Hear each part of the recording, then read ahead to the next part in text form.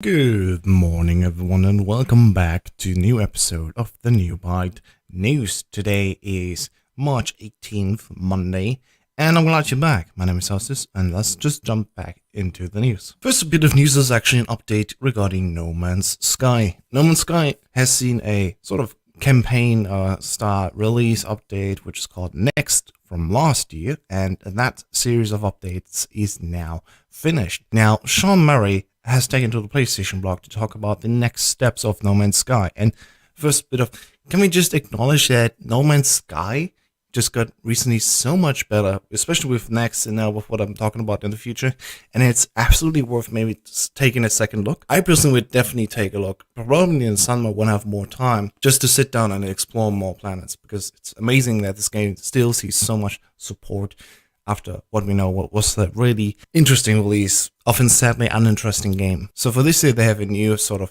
update campaign which they call No Man's Sky Beyond. And the first part of that is actually No Man's Sky Online. So some bits of what Sean Murray has talked about before the release of No Man's Sky actually seems to be coming actually now into the game. As it says here, empowers players everywhere in the universe to meet and play together. They still don't consider No Man's Sky to be an MMO, but here's the coolest thing: it won't require a subscription, we won't contain microtransactions, and it will be free for all existing players. So that's really nice. This first update inside of this No Man's Sky Beyond sort of chapter, I guess, will be coming in summer 2019.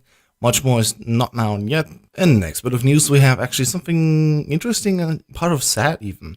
Axiom Verge producer suing Badland Publishing for $200,000. A few days ago, Limited Run Games revealed that the long-awaited WiiU physical edition of the popular Metroid homage Axiom Verge was finally going to be released on March 29th.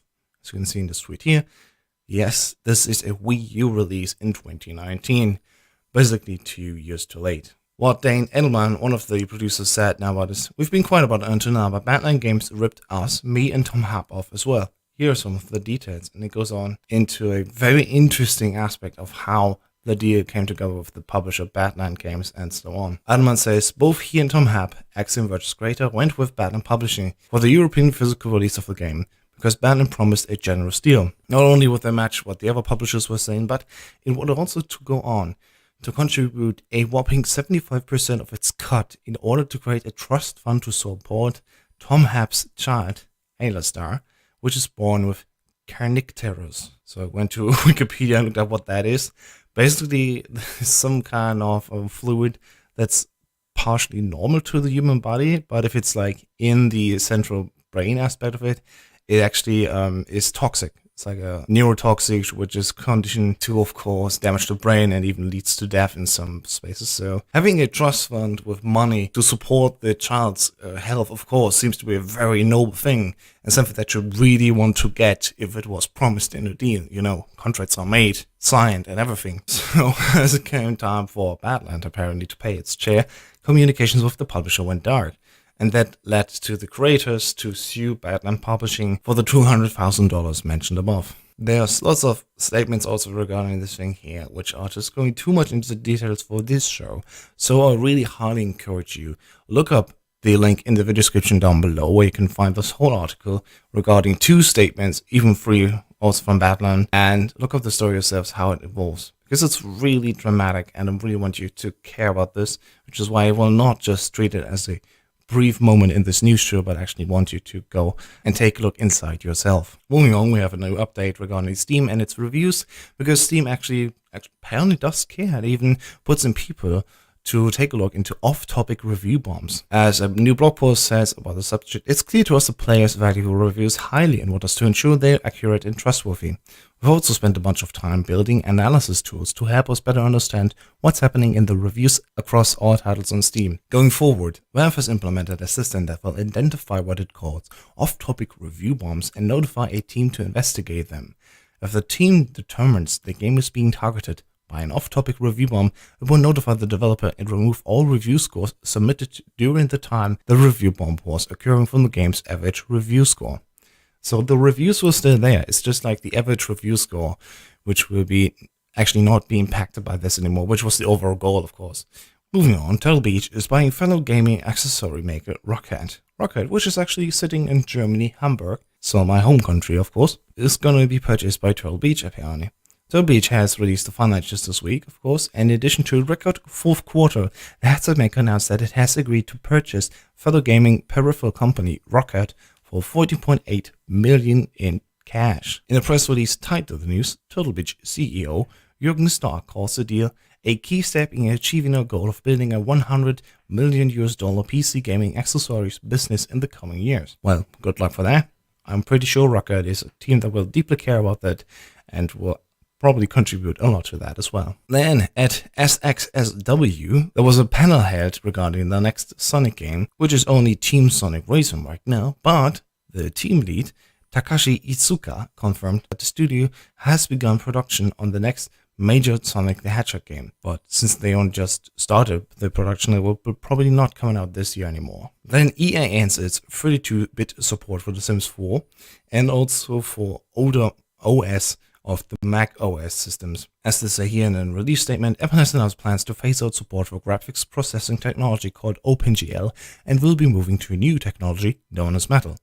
Metal is owned by Apple, of course, and OpenGL is like open source, so of course they want to stick to what they own. Due to this change, we will upgrade The Sims 4 to work with Metal, wrote community manager EA May. This update will also retire support for 32-bit operation systems that they added.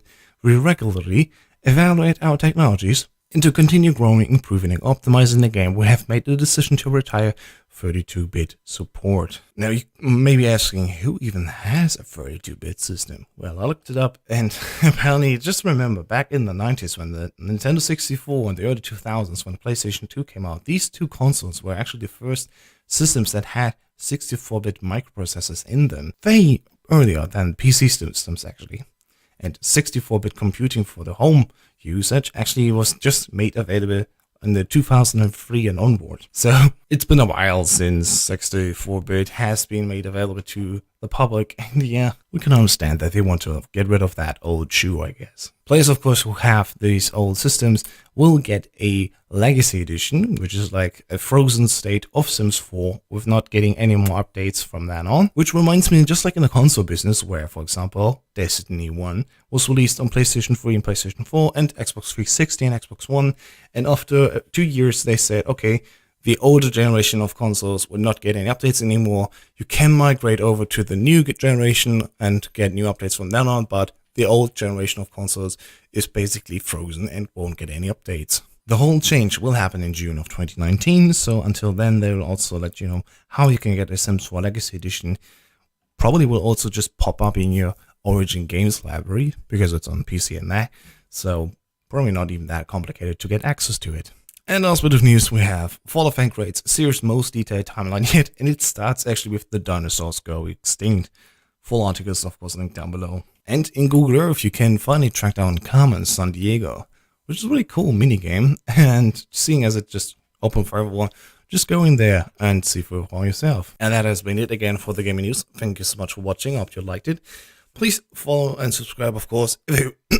Please follow and subscribe everywhere you can, especially on YouTube, of course. And I will see you soon again. Have a nice day and see you soon.